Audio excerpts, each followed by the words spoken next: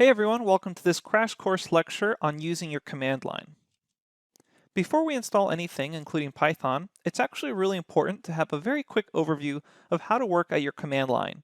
And the command line basically allows you to programmatically move through your computer's directories. That way, you can run Python scripts at your command line. What we're going to cover in this short lecture is how to find your current directory, how to list all the files in a directory, how to change a directory, and then how to clear the command line screen.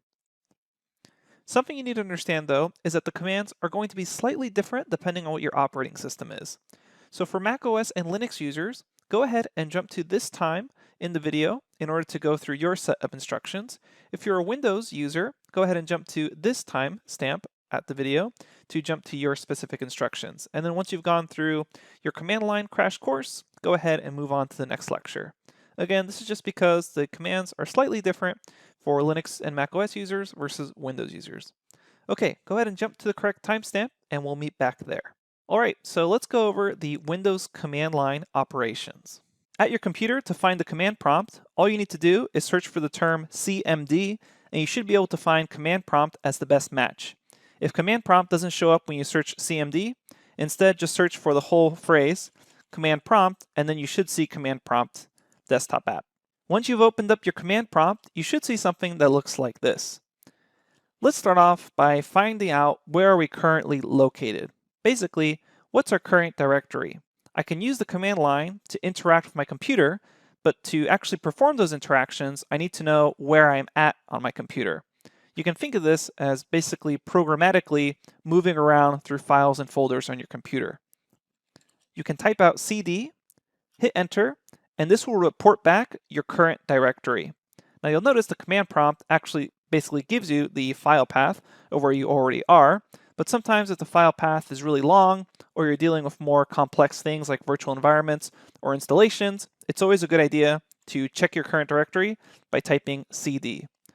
Sometimes things like the Anaconda prompt will have other directories in parentheses. You can always confirm your current directory by typing out CD, hit enter, and that reports back where you are. So I can see right now I'm under this particular user's folder. If I wanted to figure out what all the files and folders located in my current directory were or are, I can type dir, hit enter, and that reports back the contents of my directory. I can see here that there's the desktop, documents, downloads, as well as some hidden files denoted by starting with a dot. But basically, this is everything that's in this folder, C users Marcial. I can scroll down, see CSV files, pictures. Now let's imagine I wanted to actually move into one of these subfolders. What I can do is type CD and then the name of that folder. For example, if I wanted to change directories to my desktop location, I can type CD, change directory, space, and then desktop, hit enter, and now I'm at my desktop. And I can type CD to confirm that I'm at my desktop. If I want to go back up a directory, all I need to do is type CD, space, dot, dot, or period, period, hit enter, and now I've moved back up a directory. Now you don't actually need to type in the entire file path if you're moving around. What you can do is say CD, begin typing, such as the letter D, then hit tab, and you should be able to see it autocomplete for you. So as I hit tab, I get the various options of everything that starts with a capital D. So I can go to documents, hit enter, and then if I wanted to see all my documents, I can type dir, and we can see all our documents here. Again, if I want to go back, cd space dot dot, and if I ever want to clear my entire command line screen, I can type cls, and I've cleared the entire screen. All right, that's really all the basics we need to know for right now. Just to review, CD for current directory, dir to list everything in my directory, CD and then the name of the folder that I want to jump to. For example, if I want to go to downloads, CD downloads. Again, you can hit tab to autocomplete. And if we ever want to jump back up, CD dot dot. And if we ever want to clear the screen, it's CLS. That's the basics you need to know. We'll see you at the next lesson where we discuss how to install Python. All right, so let's go over the macOS and Linux command line operations. And your command line in macOS and Linux is known as a terminal. So these commands work on both of these operating systems the exact same way. Let's get started. To begin working with the command line on a Linux or Mac OS, you first need to open up your terminal. Search your computer for terminal, either on Mac OS or Linux, it's called the same thing, and then open up your terminal. You should eventually get something that looks like this. The colors or font may be slightly different, but the basic idea is the same. The terminal gives you a command line interface, and the command line interface allows you to move around different files or folders on your computer. And with some more advanced functionality, you can also make new directories or remove directories. We don't really need to know that right now. All we really need to know is how to understand what our current working directory is, change directories, and just move around. This basically allows us to move around the computer at the command line. The first thing we want to know is where we're currently located. To know that, type pwd, hit enter, and this will print your working directory. This is where you're currently located at the command line. If you want to understand what files and folders are located at your current location, type ls and then hit enter, and you should see a list of different files and folders at your current directory. If you ever want to move to one of those files or folders, what you can do is type cd and then whichever file or folder you want to go to. However, it should be in the list that was just printed. For example, let's move to our desktop. So I will come back down here and type cd desktop, hit enter, and now if I type pwd and I hit enter again, I'm now at my desktop. If you ever want to clear your screen, just type clear, hit enter, and now you've been able to clear your command line. If you ever want to go back up a directory, it's just cd space ... hit enter, and now we're back up a directory, which I can confirm by typing pwd. That's really all we need to know as far as the commands are concerned. Let's have a quick review. To print your working directory, it's pwd, and this reports back where you're currently located. If you want to know the files and folders at your current location, type ls, and this will list all the files and folders. If you want to clear your command screen, type clear, hit enter, and this will clear your command line. If you want to change directory to a subfolder, type cd, and then you can even begin typing the name, such as desktop. And if I just hit desk and then hit tab, it should autocomplete. If you do not get an autocomplete by hitting tab, that's probably a good indicator that it's not a direct subfolder of your current directory. But then you can type cd, the name of the subfolder or subdirectory, and then we can see now we're located here by typing pwd. If you ever want to go back up, type cd space ... Okay, that's the basics of moving around through the command line. We're going to be using that later on when we run Python scripts at the command line. We'll see you at the next lesson where we discuss how to actually install Python onto your computer.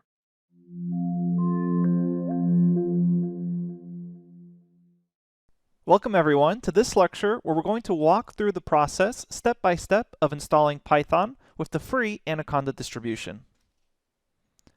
Now, there are many ways to actually run Python code, and we have another lecture later on called Running Python Code, where we're going to be exploring the difference between running a python.py script or running Python code in a notebook environment such as Jupyter Notebook.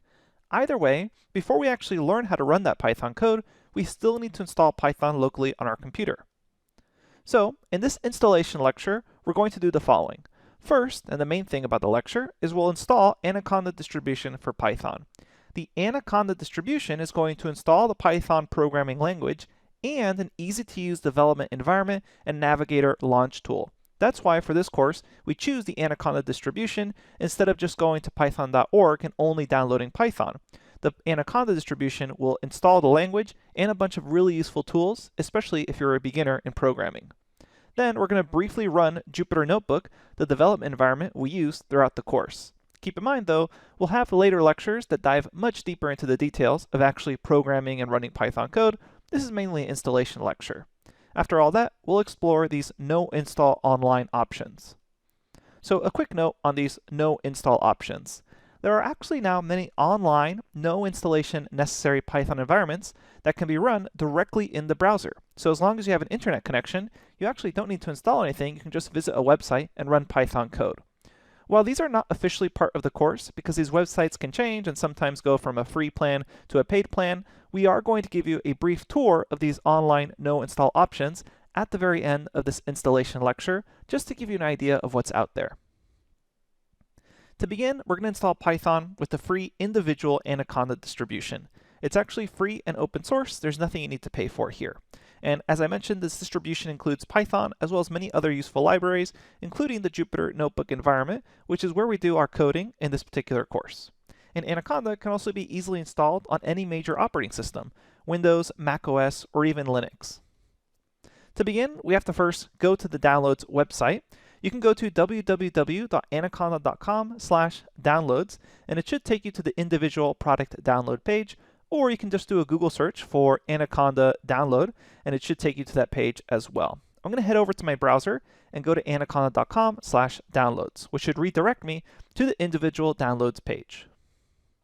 Okay, here I am at Google, and what you can do is just search Anaconda download, hit enter, and it should take you to anaconda.com products individual. And this is the download page we're looking for, the individual edition. Or if you directly type in anaconda.com/download, it should also redirect you to this page. Keep in mind, Anaconda does change the look of this page from time to time. So at a certain point in the future, it may look slightly different to you, but overall, there should be some sort of download and install option on this page. The individual edition is free and open source. There's nothing you need to pay for. And you'll notice that eventually there's going to be a download button on this page. What you do is you can just scroll down here. It's going to talk about the various aspects that are included with Anaconda. Really, it's not just the Python programming language, although that's definitely the biggest part of it. It includes a bunch of libraries and really useful tools, especially if you're just a beginner. So what I'm going to do here is I'm just going to scroll down until I get to the Getting Started with Anaconda section and the Anaconda installers, which is really what we're looking for here, this Anaconda installers, and it's probably going to be at the bottom of the page. Also, if you just scroll all the way back up here and click download, it will automatically take you to the installer section. Now, depending on your operating system, you'll want to download the Windows installer, Mac OS installer, or the Linux installer. It's kind of up to you depending on which operating system you're actually running. Now, I am running a modern Windows 10 software, and if you're running a just relatively recently made computer, you're probably going to want to install the 64-bit graphical installer. If you're on an extremely old computer, you may want to check if you have a 32-bit graphical installer, but it's highly likely that if you're on a modern computer, you're just going to be installing the 64-bit graphical installer. If you are on Mac OS, install or download the graphical installer, not the command line installer. There's technically the same thing, but graphical installer comes with an easy-to-use Windows that's going to match up with exactly what we show on the Windows installer. And if you're on Linux, you can download the 64-bit installer here. Okay, since I am on a Windows computer, I'm going to click and download the 64-bit graphical installer. And once you click on that, it should begin the download, and it will also take you to a thank you for downloading web page, which you can pretty much ignore. There's a little getting started here, which is a 12-minute tutorial. You may want to take a look at that. There's also a documentation quick start guide where you can click learn more, and it takes you to this user guide about Anaconda of some more details. But really, what we're going to talk about is just the installation part in this lecture. In fact, if you click on that user guide, you can click on installation, and it has written out step-by-step instructions for installing on Windows, installing on Mac OS, or installing on Linux. So depending on what operating system you have, if you really want step-by-step written out directions, you can go to docs.anaconda.com/anaconda/install, and it will take you to the documentation for a variety of setups, which we're really just going to show here. And again, there's not too many steps here. You just click next and click all the defaults and hit I agree. Let me fast forward until this executable file is done downloading so we can walk through the installation procedure together. Once it's running, what we're going to do is set up Anaconda. So we'll click on Next here, go ahead and agree to the license agreement, and then depending on whether or not you have admin permissions on your computer, you could do just me or all users. I'll do just me, and then I'm going to install it here under Anaconda 3. I would also suggest that you use the default destination folder. Alright, and here's a very important step for Windows users. You'll notice it has this checkbox and it says that it's not recommended to check it. If this is your first installation of Python and you intend to use this distribution of Anaconda as your main source for actually running Python code, then I would actually recommend that you install it and add it to your path environment variable. Basically what this means is that if you were to open up the Windows command prompt and type Python, it would come first and search for the Anaconda version of Python before looking at any other pre-installed Python. And if you're following along this course and you intend to use this as your main distribution, then we actually do recommend adding Anaconda 3 to my path environment variable. If later on and you decided not to check this box and want to add it to your path, what you can do is open up Anaconda 3 with the Windows Start menu and then select Anaconda 64-bit, and then this Add to Path option will essentially be the same thing as clicking this box here. For simple use cases, I actually do recommend that you click this box. So I will go ahead and click that box and just add it to my path environment variable since I want Anaconda 3 to be found first. So then we'll hit install.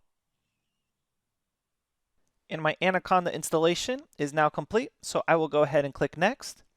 And you'll notice it says working with Python and Jupyter Notebooks is a breeze with PyCharm Professional, etc. We don't actually need to worry about installing PyCharm. It's just another development environment option for you.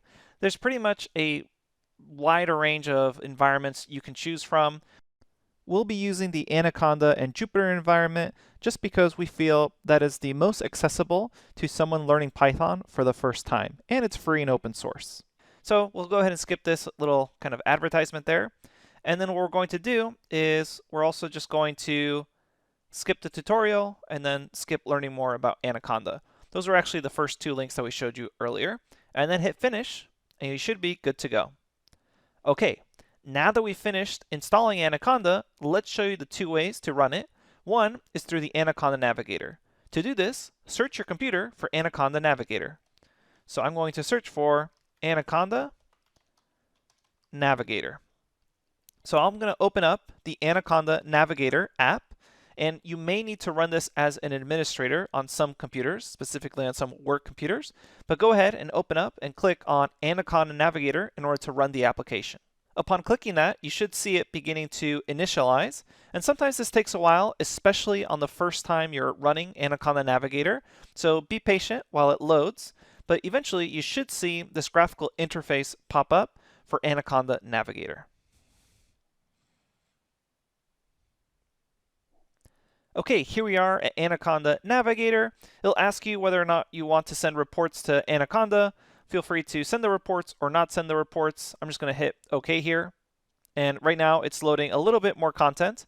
And there we go. So now we have Anaconda Navigator, which is essentially a graphical interface for the various development environments that Anaconda comes with. You'll notice that it has Jupyter Lab, Jupyter Notebook, a PowerShell prompt for you, as well as Qt Console, Spider, GlueViz, Orange 3, and even RStudio. So Anaconda is essentially packaged not just Python, but a bunch of development environments for you. For the course in general, we are using Jupyter Notebook, not Jupyter Lab, although it's extremely similar, but Jupyter Notebook. Just something to keep in mind. All right, now before we actually launch Jupyter Notebook, what I want to do is finish this tour of Anaconda Navigator. On the left-hand side, you see the Home tab. There is also the Environments tab. Environments, in this case, actually stands for virtual environments, which you may be familiar if you've programmed before. It essentially allows you to create a little virtual environment separate from your base environment to install particular versions of libraries. We'll talk about this later on in the course. You can see that I have some environments already. You should probably just have your base root environment and maybe one more, like a new environment. But for right now, you can go ahead and ignore and skip this tab. And finally, there's the Learning and Community tabs. Learning is just a bunch of links to documentation and some training videos you can check out. It's really leaning really heavily towards data science and machine learning because Anaconda is really popular with that community. And speaking of community, you can click on the Community tab, and it's a bunch of links to events and forums you can check out. Again, highly skewed towards data science and machine learning. Let's come back home. And once you're home, what you're going to do is hit the Launch button underneath Jupyter Notebook. We won't be working with Jupyter Lab for now. It's really similar, but for right now, Jupyter Notebook is the simpler of the two. It's easier to get started with Jupyter Notebook. So click on Launch on Jupyter Notebook. It's going to load for a little bit, but then it's going to redirect you to a Jupyter Notebook in your browser. And don't be alarmed if you notice it automatically opens your default browser. We highly recommend Chrome as your default browser when working with Jupyter Notebook, so you can check that out, but it should automatically open the default browser on your computer. So for example, you can see off screen, it actually did this for me. It went ahead and opened up Jupyter. So Jupyter does not require the internet to run. It's just using your browser as a visual interface for you to write code in. And you notice that it's typically going to launch in your C drive or in your main user drive, depending if you're using Windows or Mac OS, in which case you should see a directory of all your folders and files. So notice in my C drive, I can see my desktop folders, documents, downloads, etc. So then if I click on one of these, like desktop, it actually shows me everything I have underneath my desktop folders and different files there. I can come back up, and this is essentially allowing me to explore files and folders across my computer, whether they're in documents, downloads, favorites, games, music, etc. What I can also do is create new folders and new notebook files from here as well. Let's quickly explore that. I can click on New, and you'll see the option for a new notebook and the option to create a new folder, as well as a terminal connection and text file. We'll ignore those for now. We can click on New Folder, and if you click on New Folder, it should create a new untitled folder, essentially at the bottom of this list of folders. So if you scroll down here, eventually you should see something that says like Untitled Folder created just a few seconds ago. And then if you open it, it's completely empty. So this would allow you to actually create notebooks inside. So it says the notebook list is empty because this is just an empty folder. What I can do then is I could come back up a directory, scroll down and rename this folder. I can click the checkbox here, Untitled Folder, and if you scroll up, it'll say, do you want to rename it? So let's go ahead and rename it. Let's call it My Python Stuff. Hit Rename. And now let's open it up again. So it says My Python Stuff. I'm going to open up My Python Stuff. It says the notebook list is empty. Let's create our first notebook. Notebook is what we're actually going to be writing code in. I will select New. It says Notebook, hit Python 3, and this will automatically launch and connect to a new notebook. We're going to be discovering notebooks in a lot more detail later on in the course when we talk about running Python code, but just as a really quick tour of what a Jupyter Notebook is, it's essentially an environment where there's individual cells where you can write Python code. Let's run our very first piece of Python code just using Python as a calculator. I will say 1 plus 1. And then what I can do is I can run this cell. I could say cell, run cells, and it will run this cell with the input as 1 plus 1 and the output as 2. I can also type in, or actually do Shift Enter. I'm not just typing it in, this is just to show you what I'm about to do. If I hit Shift Enter on my keyboard, it will run this cell and then create a new cell underneath it. So I'm going to do Shift Enter on my keyboard again. It runs the cell and creates a new cell underneath it. This is the main way we're going to be learning how to program throughout the course. Keep in mind, we do show you how to run .py scripts using something like a text editor like Sublime Text to give you the option of running Python code however you prefer. But for the majority of the course, we use notebooks because it allows us to write notes and just organize our data and learn better using Python. And all the course notes are organized in notebooks. In fact, if you go back to the very first lecture of the course or check your automated welcome message, as well as the Q&A forums, you'll see that we have this Purion Data link with the Complete 3 or Complete Python 3 bootcamp with all the sections and notebooks that correspond to those sections. So I can click on something, for instance, like the Milestone Project 1, click on Warm Up Project Exercises, and these are notebooks hosted on GitHub for you. And later on, we'll actually show you how to download these notebooks. But you can see that the notebooks allow you to post images, post explanatory text, and code all in one single interface. This is why they're so useful for learning Python for the very first time. And we're going to talk a lot more about using Jupyter and running code later on. But for right now, you should have been able to create your first notebook, run some code, and keep in mind, there's a whole help tab here for a user interface tour. This user interface tour, super helpful. If you just click on it, it actually takes you through a kind of left and right code tour on file names and stuff you can do within the notebook. So I highly recommend you actually just click help and take that user interface tour now before heading on to the next lecture. Once we're done with this notebook, we can simply close this tab. Notice the notebook is actually still running, noted by the green little icon. You can simply check the box and shut down the notebook. If you shut down the notebook, the code and text is all saved there, but it's not deleted. If you do want to delete this notebook completely from your computer's memory, check the box and then hit this little trash icon. And then it's going to say, hey, do you want to permanently delete this notebook? Go ahead and hit delete. And now it's permanently removed. Same thing for the folder. If you go back up a directory and for some reason you will now want to delete this MyPython stuff folder, simply check this box, scroll back up here and hit the trash can icon. It's going to ask you, do you want to permanently delete this folder? Keep in mind, Jupyter only allows you to delete folders that are completely empty. This is a safety concern. That way you don't accidentally delete a whole folder permanently. Go ahead and click delete here, and you should have been able to delete that folder. All right. So in this lecture, we were already able to install Anaconda, launch Anaconda Navigator, and launch our very first Jupyter Notebook. Coming up next, we're going to discuss how to run Python code, both as a .py script and within the Jupyter Notebook. To end this lecture, I did mention there were some no installation options. We're going to do a very brief tour of this if you're interested. If not, go ahead and move on to the next lecture. Let's give you a brief tour of all the no install options available on the internet at this time. All right, so let's quickly check out some no installation options. The ones we're going to cover just briefly here are the official try option from jupyter.org/try. That will actually allow you to run a Jupyter Notebook with nothing to install directly in your browser. Then we'll also check out Google Colab online notebooks. You do need a Google account like a Gmail address in order to access those, but it's a pretty cool feature provided by Google. And then we'll also check out Repl.it or repl.it. And that's a website that allows you just to write some Python code, have it interpreted, and run. I should mention, there are dozens of these sort of websites, and you can find them by just doing a quick Google search for Python interpreter online, and you'll get a ton of options, including the ones shown here. But for a very brief note, why would you not want to just use one of these options instead of installing something locally?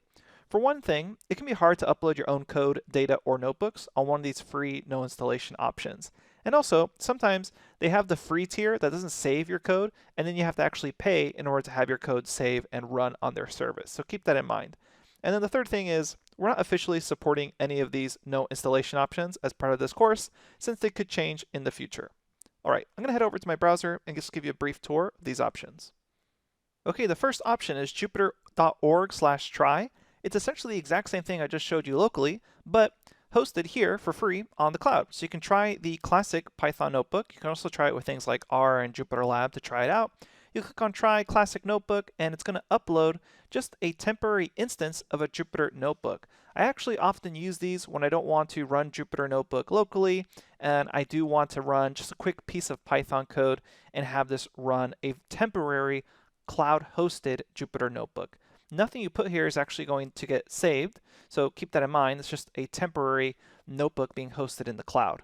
All right, so once that's fully loaded, it's going to look something like this. This is essentially a Jupyter Notebook. It's going to tell you your memory limits. Keep in mind, locally, you obviously don't have memory limits like this. It's just the memory limit of your computer's RAM or hard drive space.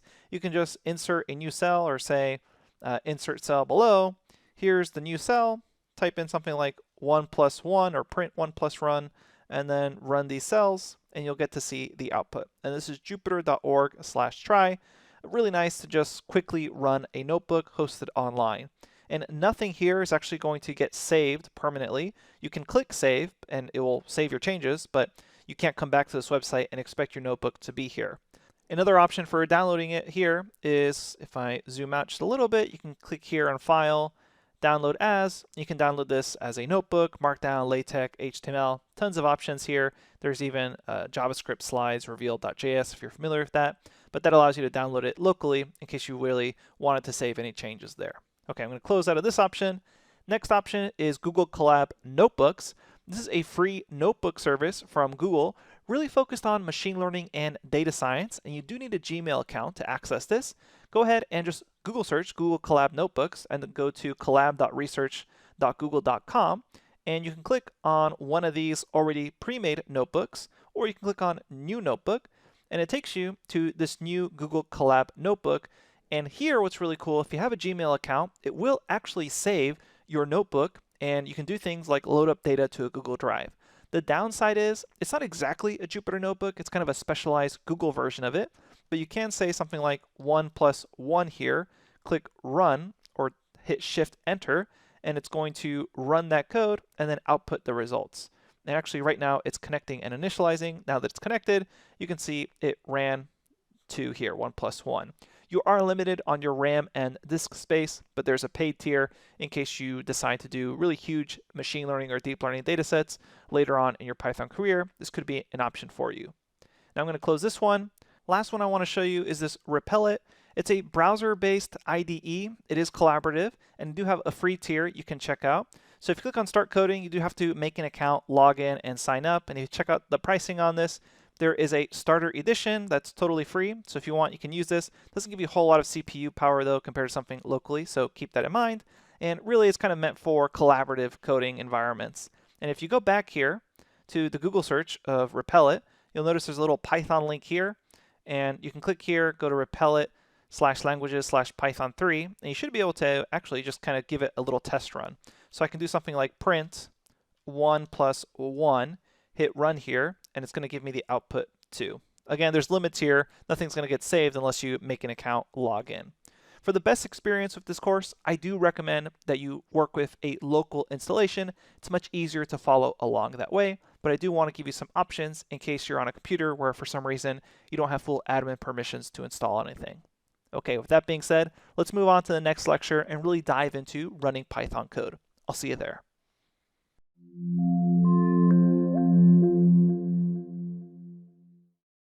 Welcome back, everyone. By now, we've learned about the command line basics, and we also have installed Python onto our computer. It's time to actually run our first piece of Python code. Before we do that, I want to discuss the several different ways you can run Python code and the various options there are for developing environments for Python. And there's 3 main types of environments, and what I mean by environments is the actual thing you're going to be typing Python code into. And the 3 options are text editors, full IDEs, which stands for Integrated Development Environment, and then there's notebook environments. So let's start off with text editors. Text editors are just general editors for any text file. And that is to say they're designed in a general format where they can open a .text file, a .py script, a .html file, a .js file for JavaScript, just any variety of file types, you'll be able to open them up and edit them. And they can also be customized with plugins and add-ons. And because of that, and their general format, they actually aren't designed with only Python in mind. So you're going to sacrifice a little bit of Python-specific functionality. Things like autocomplete for Python or looking up things in the documentation automatically for Python, those typically won't be included directly with the text editor. Instead, you'll have to download them with a plugin or some other add-on for text editors. Keep in mind, there's tons of plugins out there, and Python is such a popular programming language that you can pretty much find any plugin you want already created for you for the text editors you're working with. And the most popular text editors on the market are Sublime Text and Atom, and those are both free. Technically, Sublime Text is an unlimited use free license that you can eventually pay for if you like the product. Atom is an open source text editor from GitHub, which is completely free and it's open source. And later on in this lecture, we'll be showing you how to download Sublime Text and running Python scripts with Sublime Text. So that's one option, the text editor. Another really popular option, especially if you're working at a company, is a full integrated development environment. And these are development environments that are designed specifically for use cases with Python. And they're larger programs. What I mean by larger is that it's a larger file size. The text editors from before, those are actually very lightweight programs that you end up adding more and more to them as you want more plugins. IDEs, they come with everything already, so they have larger programs. And because they're IDEs, it means there's actually a team of developers or a company behind it being paid to add new features to the environments. And because of that, there's typically a pro version and a community version where only the community edition is free, and the pro version that has more features, maybe they'll have more features for Django web frameworks or web development help, those you have to pay for. The community editions are free, however. And the pro about this is that they're designed specifically for Python. They have lots of extra functionality to help with your Python code. But they are a little more bloated, a little larger, and it kind of depends on what your workflow style is, if you like this approach or not. The most popular IDEs for Python are probably PyCharm, that's definitely the biggest one out there, and then Spyder is another popular one. Spyder is really popular for people coming in from MATLAB into Python. Finally, let's talk about notebook environments. And notebook environments is the environment we're going to be using for the majority of this course. Later on, we'll move away from notebooks and move towards larger scripts. But to start off with, we'll go with the notebooks, and that's because, in my opinion, they're really great for learning. And the main thing here is that you get to see your input code and your output of the code right next to each other, and you get to see multiple inputs and multiple outputs all in one nice notebook. And this is because notebooks use blocks of code that are referred to as cells. So you can split up your code into different cells and then run pieces of your code by running individual cells, and you get to immediately see the output. That's different than the approach taken with a text editor or development environment where you have to develop kind of a larger script first and then run that script at the command line. That's really great when you do have larger pieces of code that need to interact with each other, but when you're just starting off, you kind of want to quickly be able to type something in and see the output, which is why a notebook environment is really great for learning.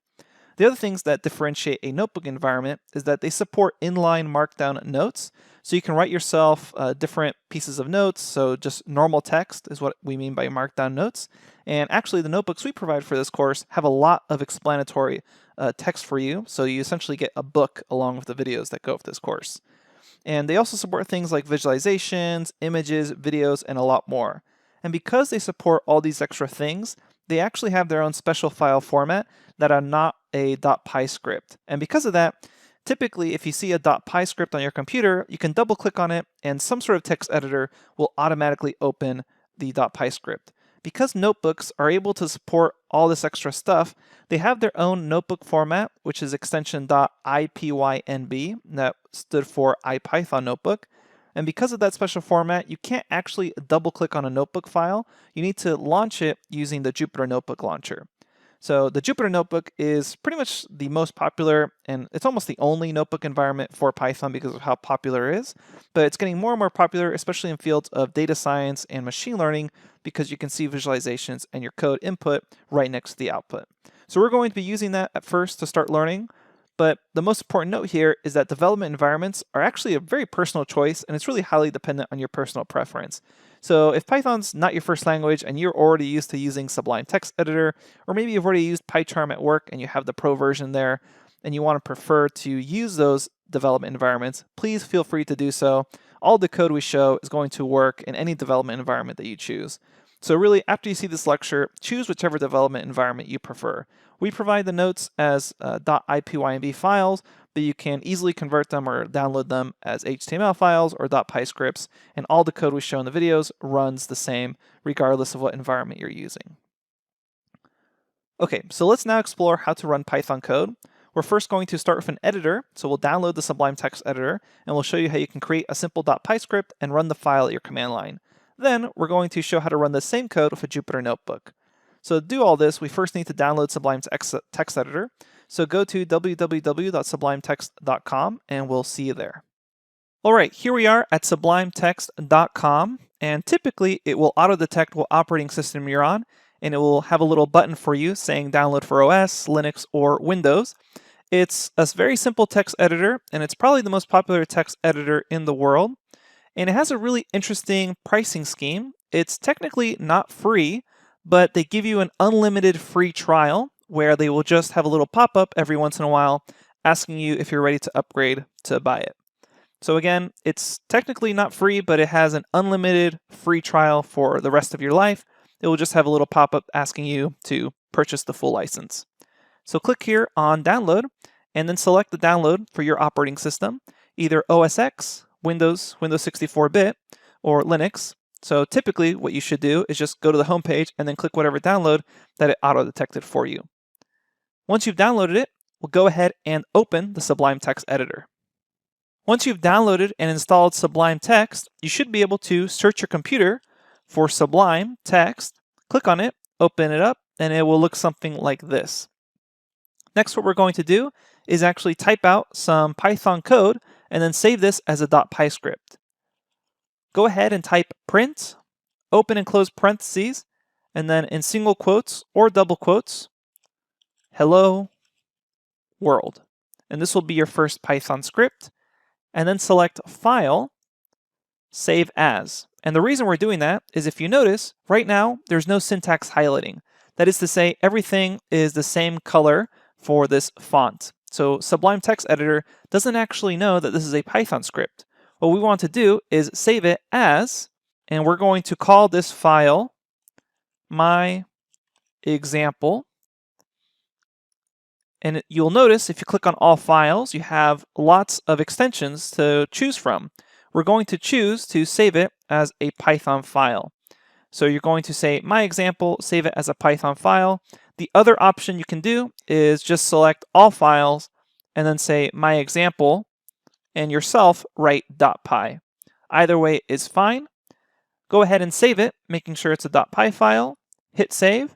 And now you'll notice Sublime Text Editor understands that it's a Python script file, and it's performed syntax highlighting to help you read this.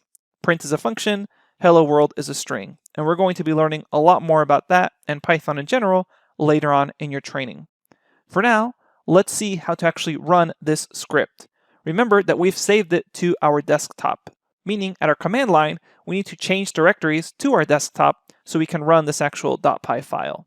Go ahead and open up your command line. Since I'm on Windows, I will open up a command prompt. If you're on Mac OS or Linux, you'll open up a terminal.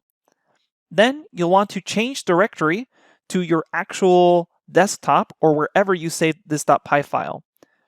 So type cd and then desktop to change directory to your desktop. And then what you should be able to do is type out Python space, and then begin typing out the name of your file. In my case, it was example.py, and to prove to yourself that we're in the correct location, you should be able to hit tab and it will autocomplete. So here we say Python myexample.py, and this is how you can run a .py script at your command line. Hit enter, and you should be able to see hello world. Now you successfully created a Python script in your text editor, and you ran that script at your command line. What you can also do is just type Python by itself at your command line, hit enter, and this is a very simple direct connection to Python, allowing you to type Python code directly at your command line. We won't really be using this throughout your training because it's only one line at a time, and eventually we'll be using and learning about writing more than one line at a time for code, but you can also just check it out, type print hello, enter, and you'll notice you have hello as the output. So this is basically one line at a time. You can write Python code. Then we can type quit, open and close parentheses, hit enter, and we've quit out of the Python interpreter. All right, so we just learned how to actually run a Python script at your command line. Now let's explore the Jupyter Notebook environment and see how that works. To do so, we'll go to our Anaconda Navigator.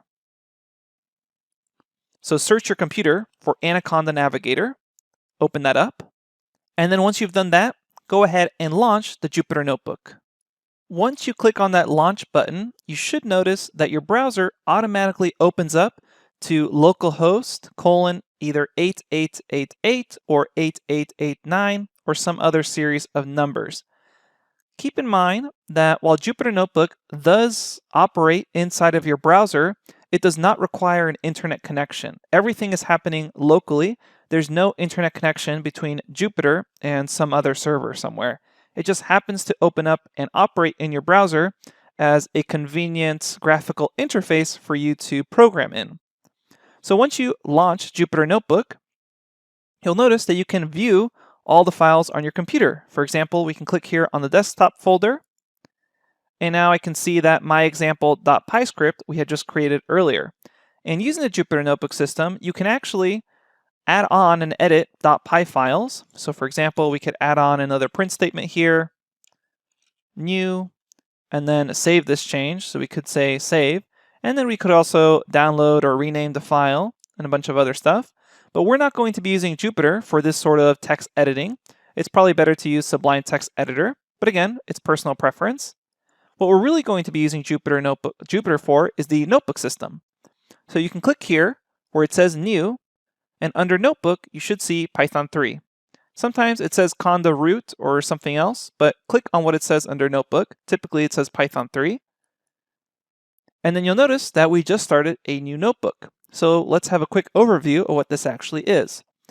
Here it says untitled, and that's because this notebook that we just created doesn't actually have a title. And if we click back here to this other tab, you'll notice we just created an untitled.ipynb file. That stands for IPython notebook file. Jupyter Notebooks used to be called IPython notebooks, so they kept the file extension name.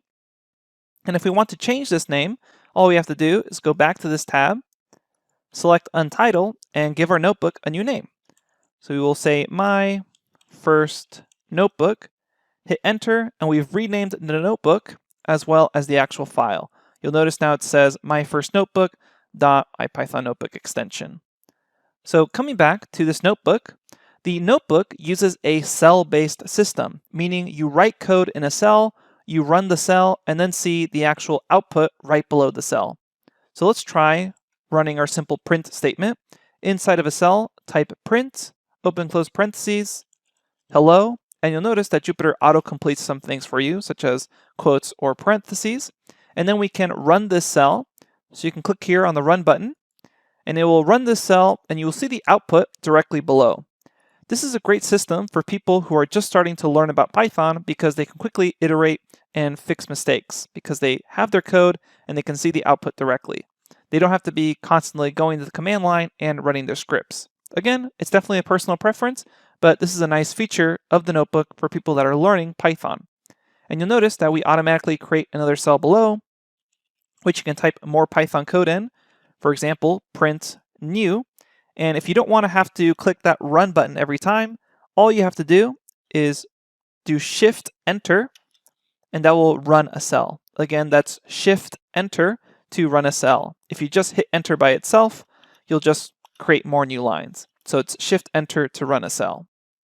There's lots of other useful hotkeys where you can click on Help and then hit Keyboard Shortcuts, and it will list all the keyboard shortcuts. The most useful ones we'll be teaching you later on, but you can always explore that yourself. Now we also discussed that the notebook system can actually hold markdown text. That is just normal text that is not code that you can just use for yourself to type out notes as you're learning throughout this bootcamp. So if you click on a cell, you'll notice here it says code, and that's because this is currently a Python code cell. If you want to make it into just a normal markdown cell, select from this dropdown Markdown, and now this is no longer a code cell, it's just a cell that will just have normal text in it. And you'll notice that it no longer has this in right in front of the cell, so that also indicates that it's just for normal text.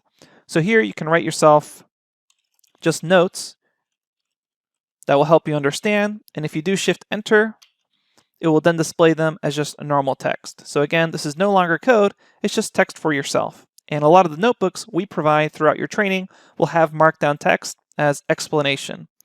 And if you ever want to write another code cell, you can just hit on a cell and then make sure that it's selected code. And you should be able to print whatever you want here. Shift Enter to run it, and that's the very basics.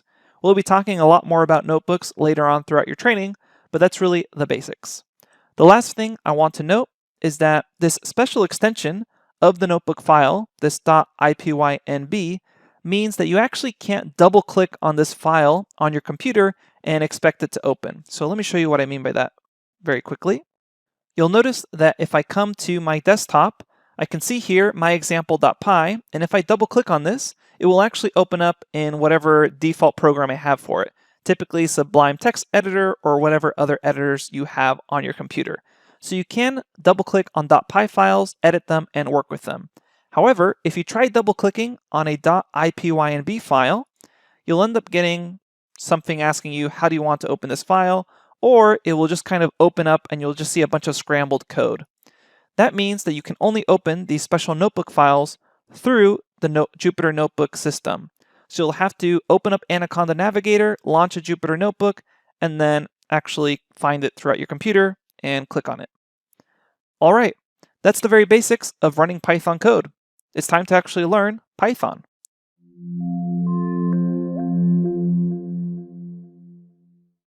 Hi everyone, I just wanted to take this lecture to very quickly show you how you can download the course notebooks and open them on your computer in case you're having any issues with that. If you've already been able to do that just from the links from the FAQ lecture or the course overview lecture, feel free to skip this lecture. But basically all I'm going to do here is show you how you can actually download the notes from our GitHub page. So you should have seen a little blue pop up with a resource link, and that resource link will take you to the GitHub page for Purion Data and the Complete Python 3 Bootcamp. So go to this resource link. You can either type it in manually, Google search it, or just use the little blue pop-up that happened when you were watching this lecture. So let's hop over to that link. Okay, so here we are at that GitHub repository, and this is basically an online repository that you can access in order to get the actual course notes. You'll see here how the course notes are organized. We basically have it numbered off by section, and then inside of these sections, you'll see the notebooks themselves, and the notebooks are titled both so that their lecture title matches as best we could with the notebook title, and then we also have them kind of numbered so you can go through them in order. So for example, when you're learning about for loops, you'll go ahead and click here on for loops, and this will eventually load up the notebook. Notice how it's a .ipynb file. But once you have the notebook loaded, you should see lots of useful information here, and then the actual code itself. Now, if you want to run these notebooks onto your computer, what you need to do is download this repository. So we'll come back here, click on Complete Python 3 Bootcamp, and there's different ways you can download this repository. If you're already familiar with Git, you can feel free to fork this repository and then have it on your own GitHub. Keep in mind, we are constantly updating this. But what you can do also to just get the files locally is click here where it says clone or download, and then click on download zip, and that will download a zip file which you can then unzip, and that will have all the .ipynb files that you can then access using your Anaconda Navigator, as we showed in the Running Python Code lecture. All right, that's just a very quick overview of how to get the notes. If you ever have any questions on this, feel free to post the Q&A forums, but definitely check out the FAQ lecture where we have more detailed instructions on how to do all this. Okay, thanks everyone. We'll see you at the next lecture.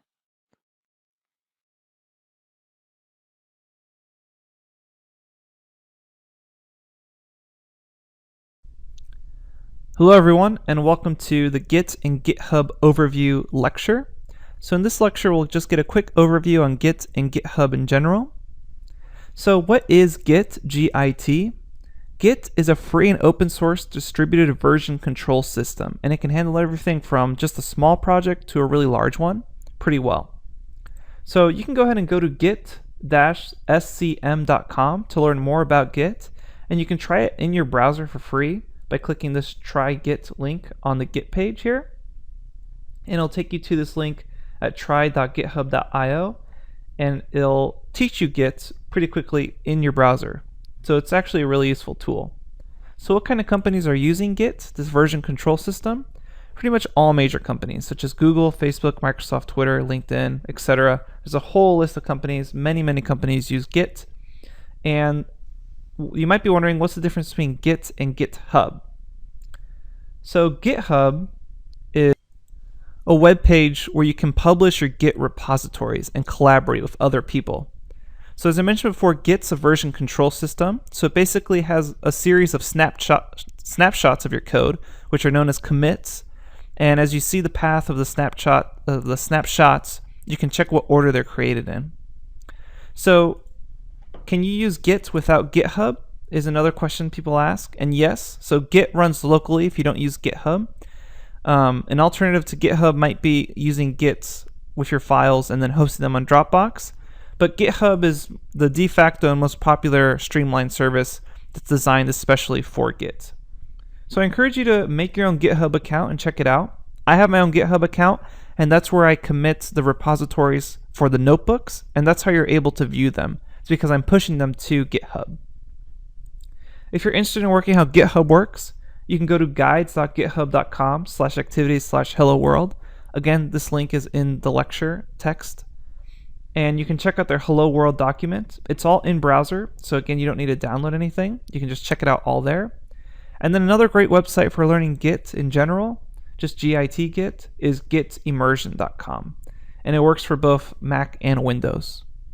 Okay, so that's just a brief overview on Git and version control in general, the links and resources you need to learn more about them. Don't worry if you don't want to check that out right now. Later on in the lecture, we'll touch again on this topic when we talk about modules and importing and creating your own libraries.